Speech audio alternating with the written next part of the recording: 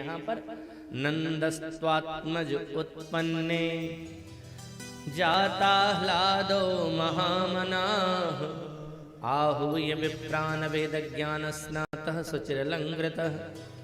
गोपियों ने जैसे ही सुना है तो सब दौड़ पड़ी।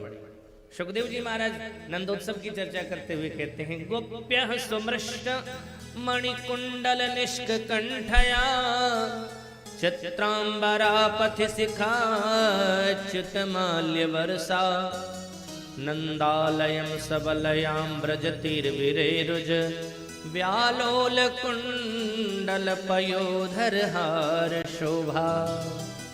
ये गोपियां ना श्रृंगार करके दौड़ी हो, ये नहीं कि जैसे तैसे नंद महल की ओर दौड़ पड़ी।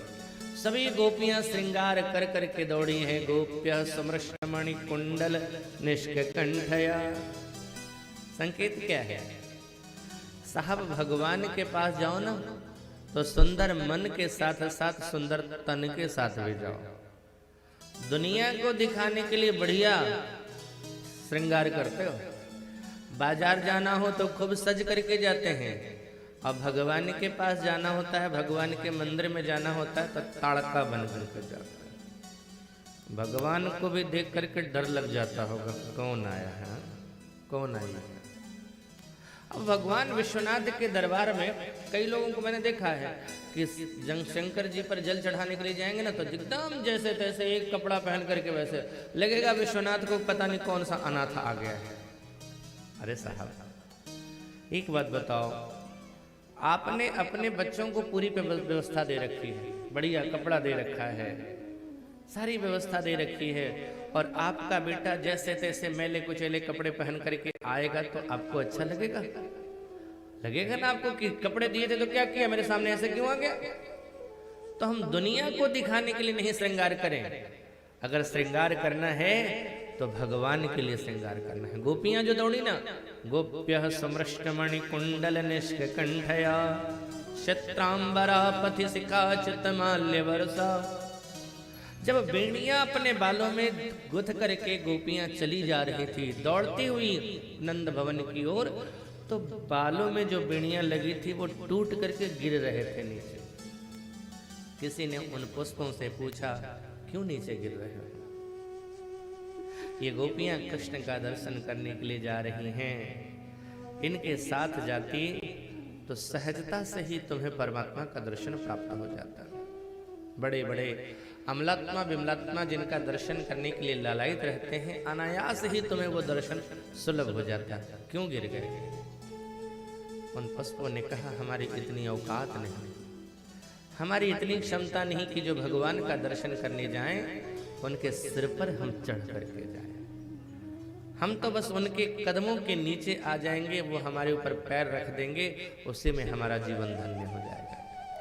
सुखदेव जी कहते, राजन देखो, गोपियों ने श्रृंगार किया है, बालों में बेड़ियां लगाई हैं, आंखों में काजल लगाया है, लालिमा लगाई है, कंठ में हार पहन रखा है, पैरों में बड़े सुंदर तरीके से महावर लगे हुए हैं, मेहंदी लगी हुई है। अच्छा बताओ तो ये कथा कौन कह रहे हैं? सुखदेव जी। वो सुखदेव कथा कह रहे हैं जिन्हें स्त्री क्या है पुरुष क्या है इसका ज्ञान नहीं है। ज्ञानी है ना, स्त्री पुरुष का भेद भी उन्हें पता नहीं है। चर्चा आती है कि एक बार ज्ञानी जनक के पास श्री नारद जी महाराज और श्री सुखदेव जी महाराज दोनों ज्ञान अर्जित करने के लिए गए। तो जनक जी को जब पता चला तो थोड़े चिंतित दिखे।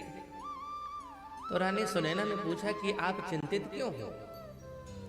बोले दो ज्ञानी आए हैं मुझसे ज्ञान अर्जित करने के लिए, लेकिन मैं पहले इनको जानना चाहता हूं कि कौन ज्ञानी है या कौन नहीं है, और है तो कच्चा है या पक्का है, कौन पक्का है कौन कच्चा है, समझ में नहीं आ रहा।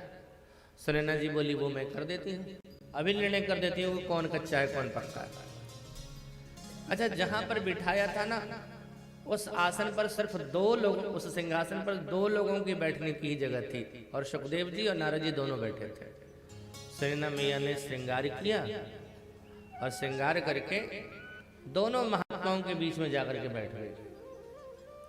अब नारद जी को लगा कि रानी आकर के बैठी है, महिला है, स्त्री है, और मेरा अंग इनसे स्पर्श हो रहा है, तो अपने आप को थोड़ा सिकुड़ने लगे, अपने आप को हटाने लगे और बिल्कुल कोने में दब गए।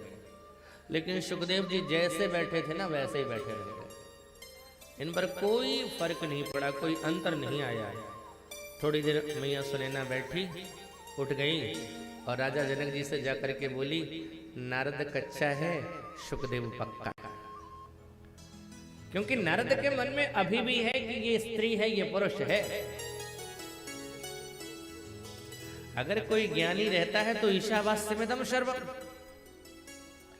उसके हृदय में तो निज प्रभु में देखा ही जगत, उसी राम में सब जग जानी का भाव रखता है, तो उसके लिए तो सब जगह ब्रह्म है, सब में ब्रह्म है, तो उसको हम में भी ब्रह्म दिखना चाहिए था ना। लेकिन नारद के मन में आया कि मैं एक स्त्री हूं और मैं एक महात्मा से चिपक करके बैठी हूं, तो वो महात्मा अपने आप को अलग करने लगा। तो अपने आप को उसने एक पुरुष माना और मुझे एक स्त्री माना, इसलिए कच्चा है। और सुखदेव पर कोई अंतर नहीं पड़ा है, एकदम पक्का है। तो ऐसा ज्ञानी कथा कह रहे हैं सुखदेव परीक्षित को। और क्या कहते हैं, वो जो गोपियां दौड़ करके चली हैं परीक्षित, उनके पैरों के महावर बड़े सुंदर हैं और इनके पैर बड़े अच्छे लग रहे हैं। किसी ने शुक्राचार्य से कहा, प्रभु महात्मन देखना है तो इन गवारियों के पैर को देख रहे हो। और देखा ही नहीं बल्कि कह दिया कि इनके पैर बड़े सुंदर हैं।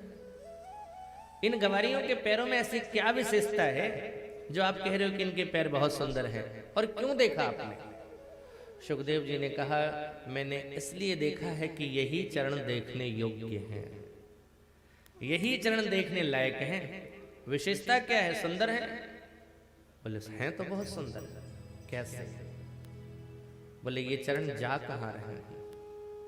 अगर ये पैर दुनिया की ओर चल करके जाते, दुनिया की भीड़ में जाते, संसार की तरफ दौड़ते, संसार के लोगों के प्रति दौड़ते, या संसार के आकर्षण के लिए दौड़ते, संसार के भौतिक पदार्थों को लूटने के लिए दौड़ते, तो इन चरणों से बदसूरत कोई चरण हो नहीं सकता था। लेकिन ये चरण भगवान की ओर चले हैं, और जो चरण भगवान की ओर जाते हैं वही चरण सुंदर होते हैं, और उन्हीं चरणों की पूजा होती है। देखने में भी चाहे जैसे हो, लेकिन आध्यात्मिक दृष्टिकोण से वो चरण सुंदर हैं जो भगवान से जुड़े हुए। भगवान राम श्री सीता जी वन में थे।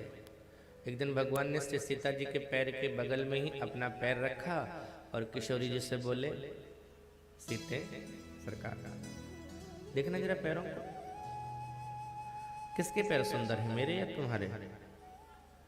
अब सीता जी को लगा कि इनको क्या हो गया, ये दिखा रहे हैं कि मेरे पैर सुंदर हैं, तुम्हारे पैर सुंदर हैं।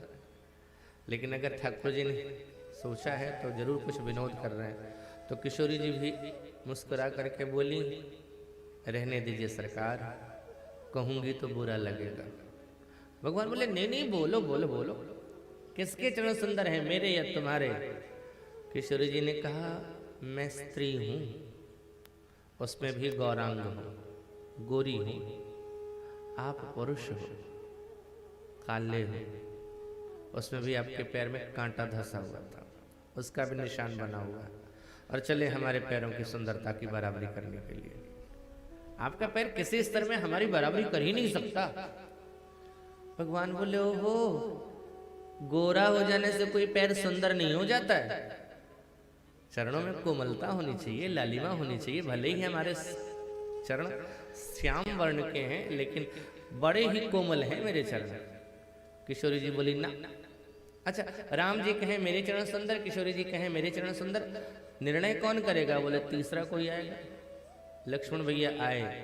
भगवान ने लक्ष्मण जी से कहा, लक्ष्मण देख और बता किसके चरण सुंदर है, मेरे या सीता के? अब लक्ष्मण भैया चक्कर में पड़ गए। अगर कहता हूं राम जी के चरण सुंदर हैं तो भाभी जी को बुरा लगेगा, और भाभी मां के चरण सुंदर हैं ऐसा कह देता हूं तो राम जी को बुरा लग जाएगा। चुप रह गए।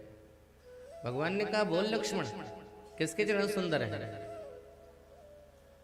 लक्ष्मण जी भगवान के चरण श्री सीता जी के चरणों के पास पहुंचे। राम जी के चरण को स्पर्श किया, किशोरी जी का चरण यहाँ था, और राम जी के चरण को स्पर्श करके बोले सरकार ये चरण से ये चरण सुंदर है। पहले राम जी के चरण को छुआ, फिर किशोरी जी के चरण को छूत करके बोलते हैं सरकार ये चरण से ये चरण सुंदर है। अब इतना सुनते ही किशोरी जी मुस्कुराने लगी, हो गया। मैं पहले से कह रही थी तब माने नहीं, अब भाई ने कह दिया तब तो मानोगे ना। चरण तो मेरे ही सुंदर हैं। लक्ष्मण जी ने हाथ जोड़ लिया, बोले माता जी आपने मेरे कहने का अभिप्राय नहीं समझा, मैं क्या कह रहा हूं। ये चरण सुंदर हैं, कोई दो राय नहीं, ये चरण सुंदर है, लेकिन कब ये चरण से ये चरण सुंदर है, जब ये चरण इन चरणों से जुड़े हैं तभी इनकी सुंदरता बढ़ी है, अन्यथा ये चरण सुंदर नहीं है।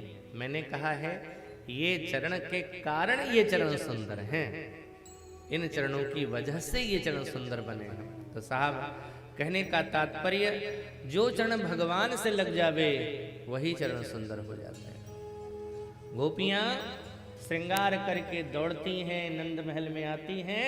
अच्छा, लाला को बधाइयां देती है, न्योछावर करती है, आशीर्वाद भी देती है।